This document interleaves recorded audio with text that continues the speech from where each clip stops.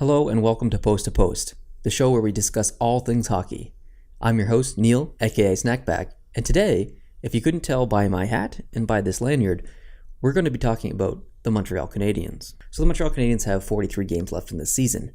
Now, that's basically half the season, which is crazy because I feel like the season just started, but they have 43 games left, so a little over half the season, and I'm going to break down who they play and how much they play them. So there are 4 teams that the Canadiens play at least 3 times until the end of the season. They are the Rangers, Detroit, Buffalo, and Ottawa. So 3 of the 4 teams that they play are in their own division, which isn't unusual. Teams play teams in their own division more than they would anyone else in the league. Teams in the 2 category are Toronto, Washington, Winnipeg, New Jersey, Calgary, the Islanders, Edmonton, Florida, and Tampa Bay. So Montreal will play each of those teams twice from now until the end of the season. Now in the 1 category, we have Minnesota, Pittsburgh, Philadelphia, Colorado, Arizona, St. Louis, Boston, Columbus, Nashville, Vancouver, Chicago, Carolina, and Dallas. So Montreal will play each of those teams one more time and from now until the end of the season. So there's 43 games left. 16 of those 43 games will be against division rivals. So that's about 37%. And that's actually pretty good news for Montreal considering how poorly the Atlantic division has been this year. So I would like to say that Montreal will retain first in the Atlantic by the end of the season. However, there's going to be a bit of a downtrend for Montreal right now for a couple of reasons. Number one, injuries. I think they have Markov is injured, Shaw is injured, Gallagher got injured last night, Desharnais is injured, Galchenyuk is injured, and these players aren't nobodies. These are crucial members for the Montreal Canadiens. The Canadiens need these players in the lineup. They need their leadership, they need their goal scoring, and they need their heart. So the second reason is that Montreal has more road games than home games left in the season, and Montreal has been fantastic at home and not so much on the road. So because of that, I'm going to say that Montreal trends down, and not necessarily out of first, but I think that the other teams will catch up.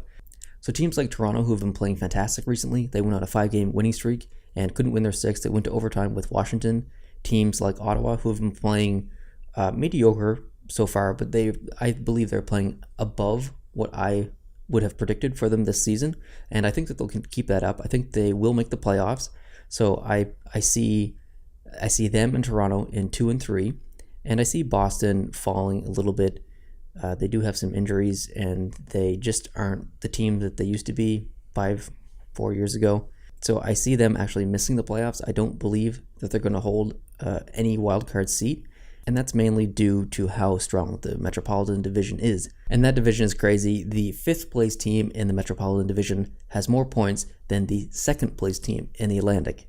So as of right now, the Metropolitan Division is the most competitive in the league. And unfortunately for Montreal, 11 of their 43 games left in the season are against the Metropolitan Division. So that could be a real challenge for Montreal. Another reason why I believe that they're going to trend down a little bit. So I believe that there's going to be a 3-way race for the top in the Atlantic Division between Montreal, Toronto, and Ottawa. I'm not sure who gets it yet. I'm going to say Montreal just because of where they are now, who they have in net, and once the injured players get back on the ice, things will start to trend up for the Montreal Canadiens. Unfortunately, that may be toward the end of the season. We could also potentially see the Atlantic Division not have any teams over 100 points. Currently, Montreal is halfway through one of its longest road trips of the season. They played Dallas last night and Nashville the night before. They won both of those games in overtime. However, I do believe that Montreal is about to go on a losing streak. I think they're getting tired. They played 2 games and 2 nights on the road. That's a lot of travel. That's a lot of hockey. So I think that they're going to start trending down now, and I believe that they will continue to trend down for probably at least another month for sure.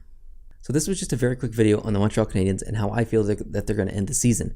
Now tell me what you think in the comments below. Am I right? Am I wrong? And keep an eye out for videos like this in the future. I'm going to be doing almost all the teams preparing to make the playoffs, so keep an eye out for those in the upcoming weeks.